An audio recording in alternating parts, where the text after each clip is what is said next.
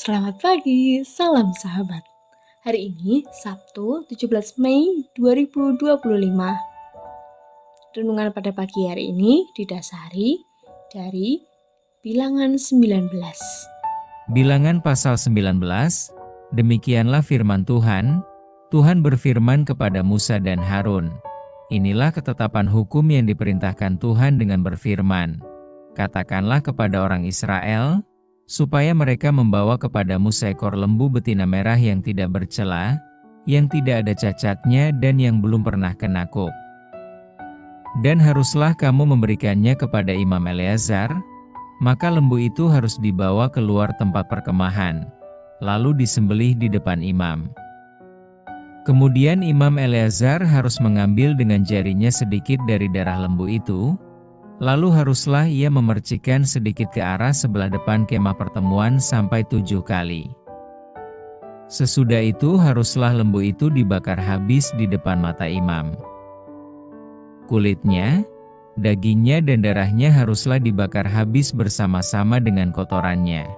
Dan imam haruslah mengambil kayu aras, hisop dan kain kirmizi dan melemparkannya ke tengah-tengah api yang membakar habis lembu itu. Kemudian haruslah imam mencuci pakaiannya dan membasuh tubuhnya dengan air. Sesudah itu masuk ke tempat perkemahan, dan imam itu najis sampai matahari terbenam. Orang yang membakar habis lembu itu haruslah mencuci pakaiannya dengan air dan membasuh tubuhnya dengan air, dan ia najis sampai matahari terbenam. Maka seorang yang tahir haruslah mengumpulkan abu lembu itu dan menaruhnya pada suatu tempat yang tahir di luar tempat perkemahan, supaya semuanya itu tinggal tersimpan bagi umat Israel untuk membuat air pentahiran. Itulah penghapus dosa. Dan orang yang mengumpulkan abu lembu itu haruslah mencuci pakaiannya, dan ia najis sampai matahari terbenam. Itulah suatu ketetapan untuk selama-lamanya bagi orang Israel dan bagi orang asing yang tinggal di tengah-tengahmu. Orang yang kena kepada mayat, ia najis 7 hari lamanya. Ia harus menghapus dosa dari dirinya dengan air itu pada hari yang ketiga, dan pada hari yang ketujuh ia tahir. Tetapi jika pada hari yang ketiga ia tidak menghapus dosa dari dirinya, maka tidaklah ia tahir pada hari yang ketujuh.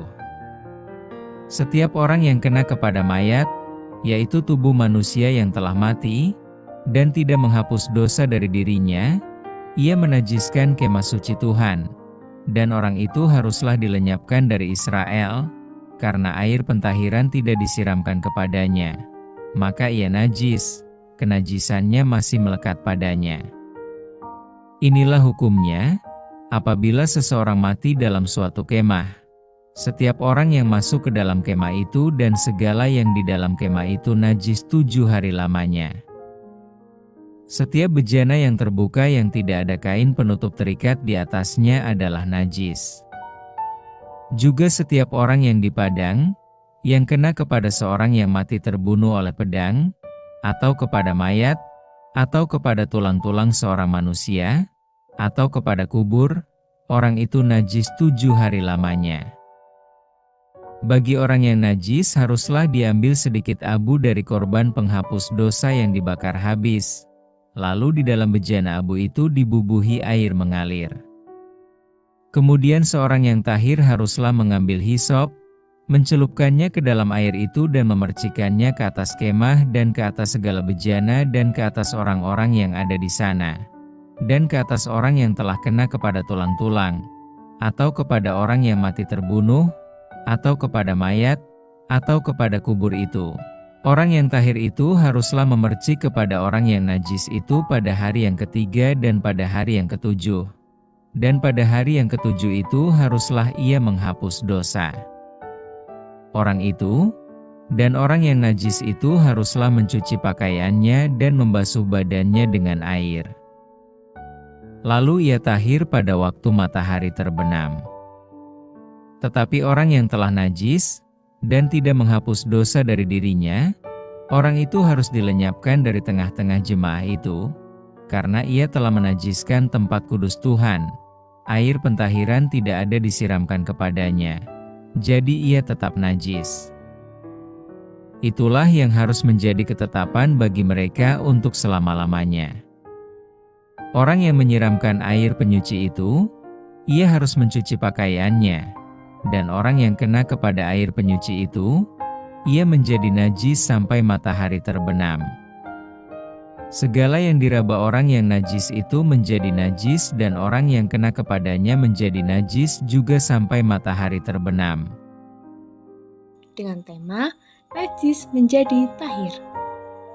Seekor lembu betina merah yang tidak bercela diberikan kepada Imam Eleazar dan disembelih pada ayat 1-4.